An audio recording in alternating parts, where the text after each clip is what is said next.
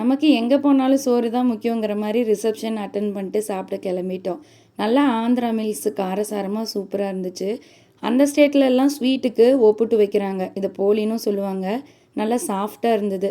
Butter நான், பன்னீர் butter masala, pulao எல்லாமே சூப்பராக இருந்தது சாப்பிட்ட. கல்யாண பொண்ணு அரிசி சாப்பிட்டா போல் கல்யாணத்தில் ஜோனு மழை பெய்ய ஆரம்பிச்சிருச்சு.